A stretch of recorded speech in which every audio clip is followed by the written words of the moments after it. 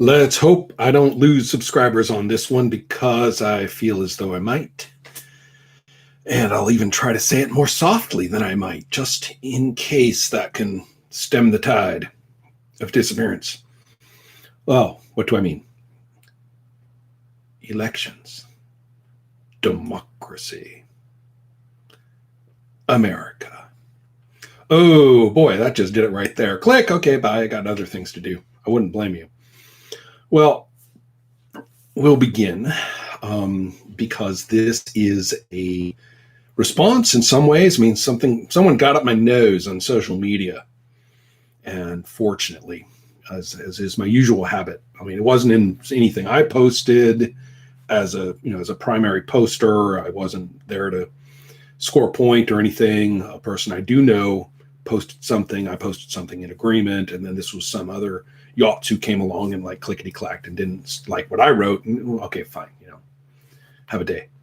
So anyway, that's where I left it. But still, this person, whoever they are, can, smirk up at their ceiling in the dead at night, knowing that they got up my nose a little. And this is why. Okay. The initial post concerned the current sitting president of the United States having been diagnosed with a certain viral disease. And bearing in mind that the person I'm talking about is not a native of the United States. So watching from afar, and said, I thought quite rightly, that this was not going to be a moment of, oh my God, he's a hypocrite, suddenly blazing through the minds of any number of other people who, without that information and without that event, would have voted for him in the upcoming election. But no, having seen that he has been laid low with this, this viral impact, and realizing that all along he's been saying it's no okay. Wow, he's wrong. I've been supporting him. I've been wrong. I'll go vote differently now. Okay, so this mythology that would somehow occur, my friend was rightly pointing out that this was diluted and had no basis in reality to assume that any human anywhere would undergo this Damascene moment and change how they were going to vote because it had been shown to them. They'd been convinced. Anyway, I've typed to throw in my agreement. I usually don't just chime in on agreement much, but this time it struck me as a valid thing, and I hadn't quite seen enough of that sort of reasoning around, and so I decided to, for whatever it's worth, add data to the databases, completing my virtual profile, or helping to complete my virtual profile somewhere in the bowels of the cloud. Well, anyway, what did I say? I pointed out my experience back in the early 80s when through a series of ridiculous events, claims, and circumstances, Ronald Reagan was wounded by a fellow's bullets. And the phrase that I encountered shortly thereafter was a person telling me that if the man can take a bullet, he's president enough for me.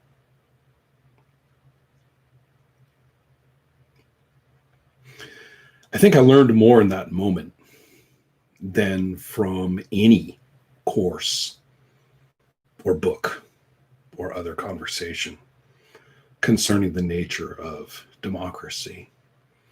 And much remains to be said about that word.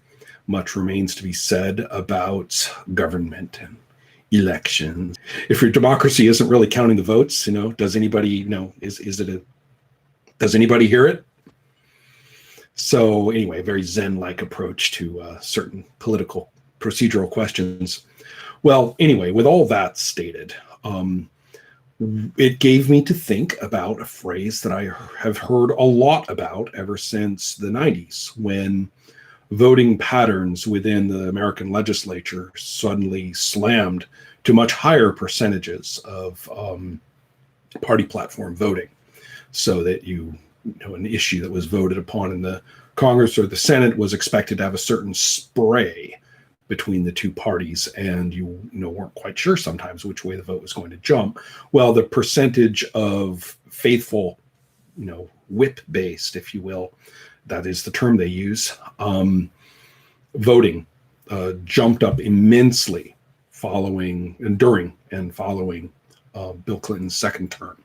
And so since then, the predictability of votes, to the point where people feel that Senate votes in particular are going to be decided mainly by who may die before the date of the vote, rather than anybody voting other than expected.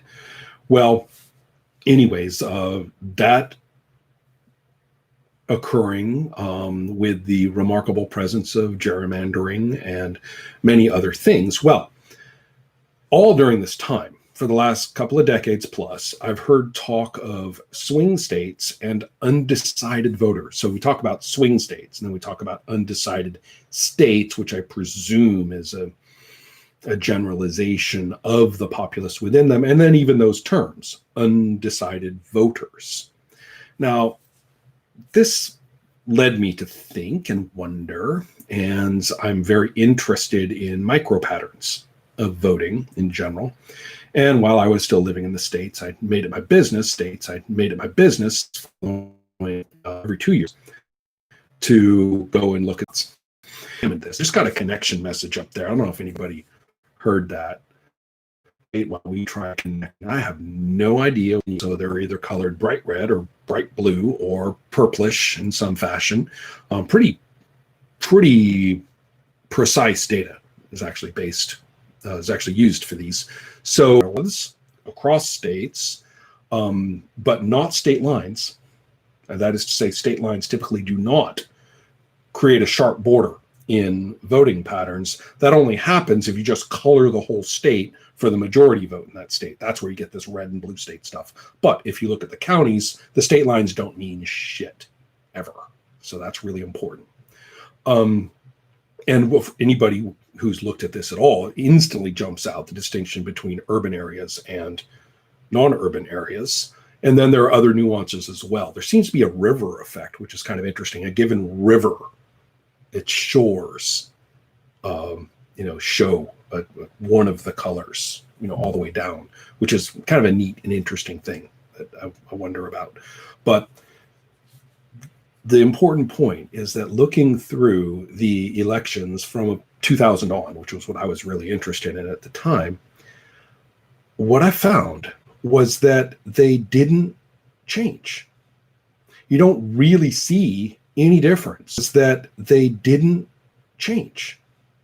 You don't really see any difference, hardly any difference at all, from counties throughout election after election after election. And then let's see, so we had 2 terms with George W. Bush, and then we had 2 terms with Barack Obama, and now we've had 1 term with Donald Trump, and a whole lot of rhetoric about swing states. And we can go into why swing states exist and all that kind of thing.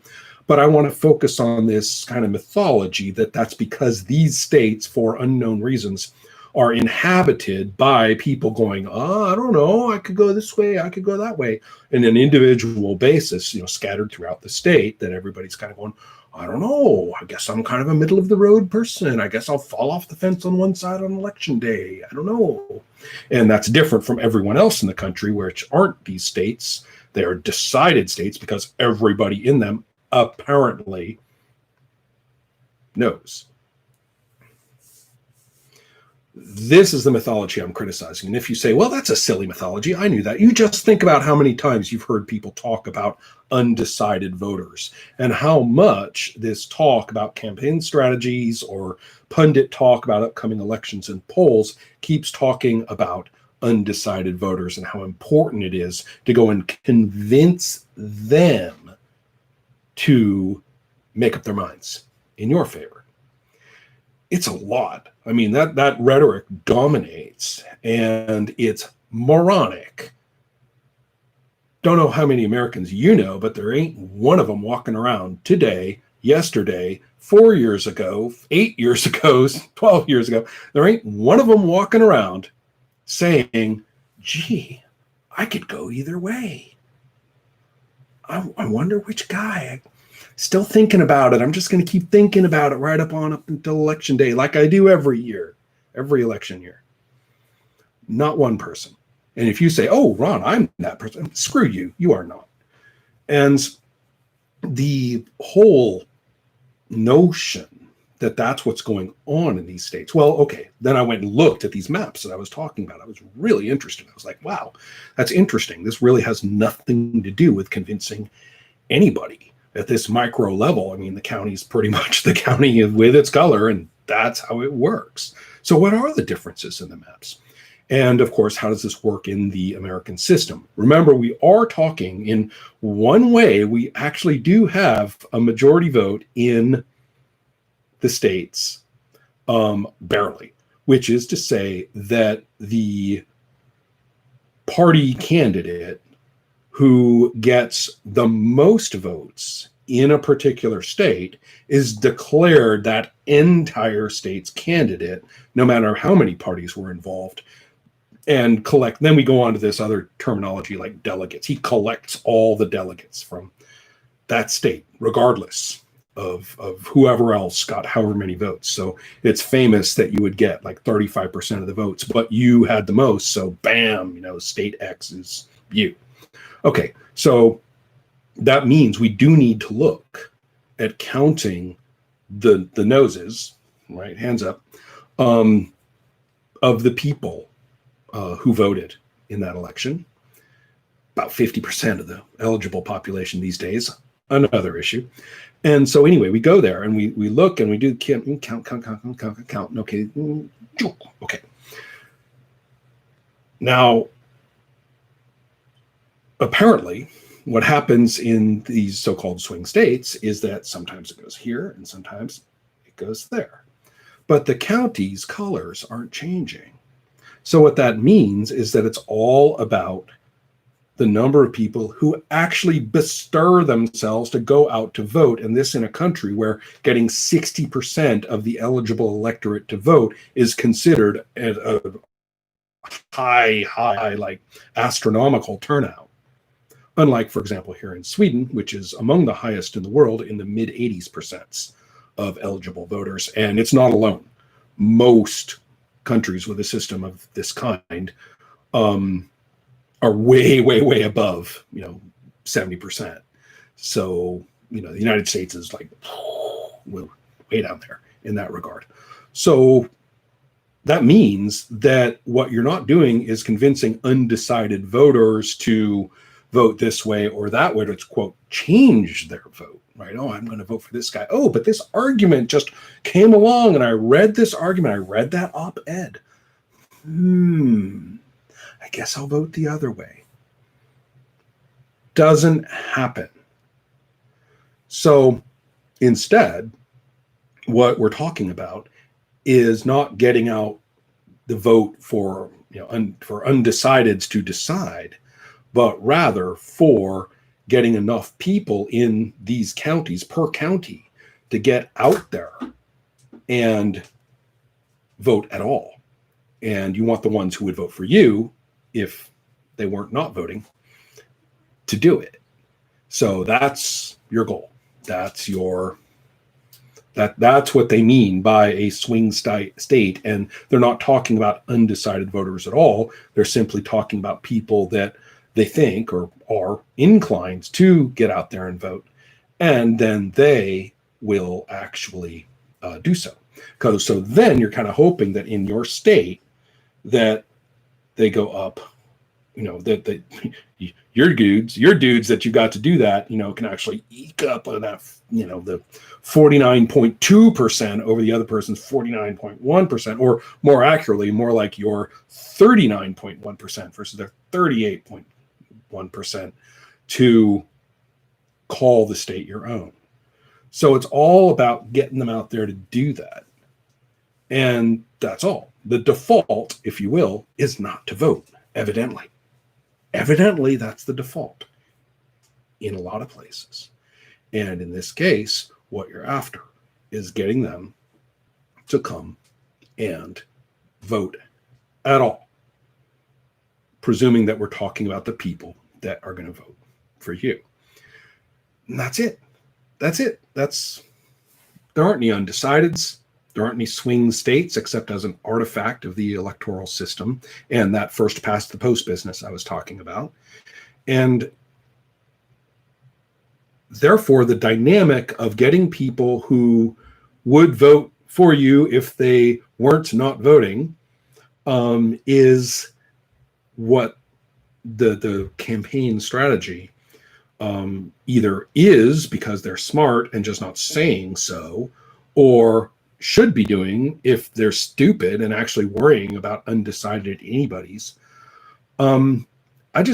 I want to see more talk about that. I want to see more about how that happens. And it can't be circular. You can't say, well, you got to go vote because if you don't, then you won't vote. Well, we knew that. Thank you very much. That's not hard.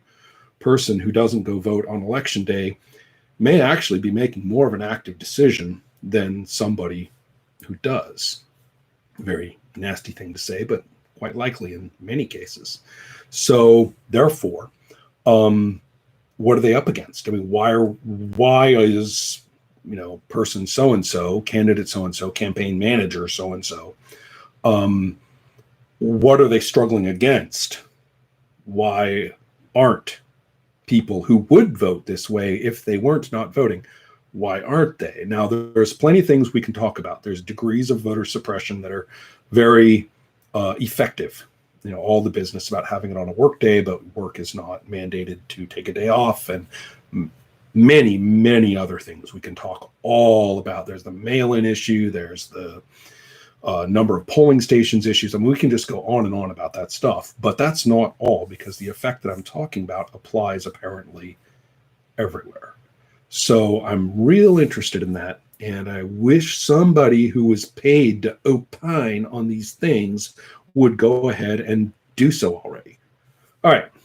Probably about as much election talk as you can expect from me, which, that means suddenly you might subscribe back again. Hooray. All right. Have a great day. The apple's still out there. It's almost done.